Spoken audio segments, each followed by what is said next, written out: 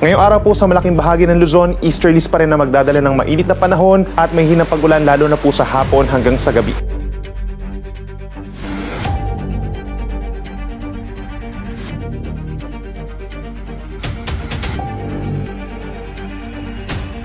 Manatiling may kaalaman at manatiling ligtas sa pamamagitan ng pagbisita sa aming YouTube channel para sa mga real-time na ulat panahon sa ating bansa. Laging tandaan, maging alerto at iba yung pag-iingat sa banta ng ulan, baha at pagguho ng lupa. Ngayon, oras na para marinig mula sa ekspertong meteorologist. Bibigyan tayo ng malalim na pagsusuri sa lagay ng panahon at ipapaliwanag ang anumang mahalagang kaganapan sa ating panahon ngayon o sa mga darating pang-araw. Sa ating mga kababayan po dito sa Mindanao, bahagyang maulap at minsang maaraw ang kalangitan umaga hanggang sa tanghali. Then pagsapit po ng hapon, minsan kumukulimlim sa may areas po ng Caraga Region and Davao Region. Then may chance lamang po ng mga saglit na mga mahina hanggang katamtamang pag-ulan. Sa ating mga kababayan po dito sa Palawan and Visayas, asahan din po yung epekto ng easterlies at ito pa rin na magdadala ng bahagyang maulap at minsang maaraw na kalangitan kung saan may mga posibleng mahihinang ulan sa may eastern parts, lalo na po sa hapon hanggang sa gabi. Meron din po chance ng mga mahihinang ulan sa may eastern portion of Visayas.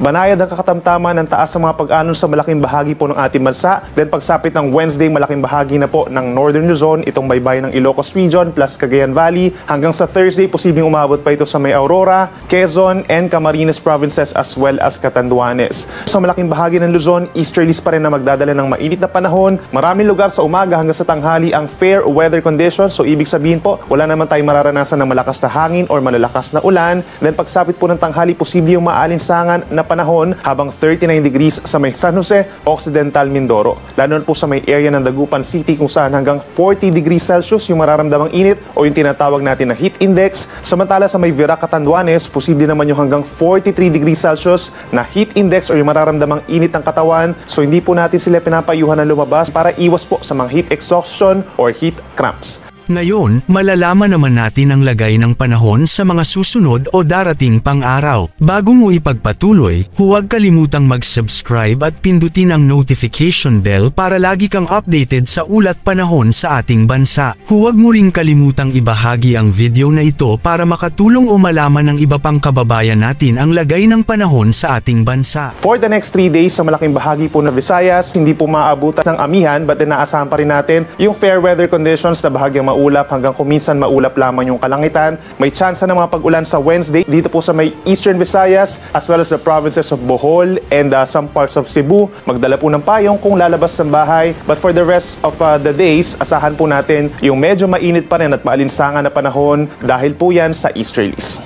Pagsapit ng tanghali yung ating actual temperatures, posibleng umabot sa malaking bahagi ng Visayas and Palawan hanggang 32 degrees Celsius. But yung heat index o yung mararamdamang init, posibleng tumaas dito sa may parting Panay Island, lalo na sa may Dumangas, Iloilo, at gayon din sa may Negros Occidental sa may La Carlota City hanggang 40 degrees at sa may areas po ng Samar, Catarman, Northern Samar and Giwan, Eastern Samar hanggang 39 degrees Celsius. For the next 3 days sa malaking bahagi po ng Luzon, tulad ng nabanggit natin kanina, sa may extreme northern Luzon magsisimulang umihip itong amihan sa gabi. Then pagsapit po ng Wednesday and Thursday, malaking bahagi na po ng Luzon na magkakaroon ng epekto ng amihan. Ano nga ba yung mga epekto nito? May kalakasan pong hangin, may kalakasang mga pag-alon, may mga mahihinang ulan at yung ating temperatura, bagamat hindi nakatulad o hindi nakasinlamig noong Enero and Pebrero, possible pa rin na maramdaman natin yung pagbaba ng temperatura sa madaling araw at saka sa tanghali. Gayon din ang ating mga kababayan sa Cordillera Region and Cagayan Valley, possible yung mga light rains dulot ng northeast monsoon. For Metro Manila, possible na lamang po yung mahihinang ulan someday. Dito po sa may Wednesday, magdala po tayo ng payong.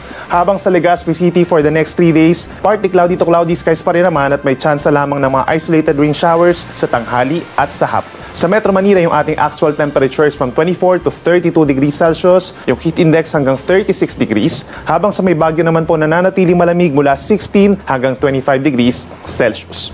At panghuli sa ating mga kababayan sa Mindanao, mas makakaranas po sila ng mainit na panahon sa susunod na 3 araw. Epekto din po yan ng easterlies. May mga lugar na uulanin pagsapit po ng Wednesday hanggang Thursday. Iyan ang bahagi ng Northern Mindanao, Caraga Region, and Davao Region. So magdala po tayo ng payong. Possible yung mga hindi naman tuloy-tuloy na mahina hanggang katamtamang mga pag-ulan. Habang ang western sides, yung Bangsamoro Region, Soxargen, Zamboanga Peninsula, mababa pa rin po ang tsansa ng ulan. Kaya payo natin sa ating mga kababayan doon, uminom ng maraming tubig at kung lalabas po ng bahay, magdala rin ng pananggalang sa init. Yung actual temperatures natin matataas po dito sa may southern portion, sa Zamboanga City hanggang 33 degrees Celsius, habang sa may Davao City hanggang 34 degrees, habang posible yung hanggang 38 degrees Celsius na heat indices dito sa may Malaybalay sa Bukidnon at sa may Zamboanga City na rin po. Yan muna ang ating weather update ngayon. Sana ay nakita ninyo ang broadcast na ito na nagbibigay kaalaman at kapaki-pakinabang. Maraming salamat sa DOST Pag-asa sa pagbabahagi ng kanilang mahalagang insight o ulat panahon. Samahan kami sa susunod para sa higit pang mga weather update sa ating bansa at manatiling nakatutok sa weather update ng bansa at huwag kalimutan i-share at mag-subscribe na rin. Mabuhay ang Pilipinas!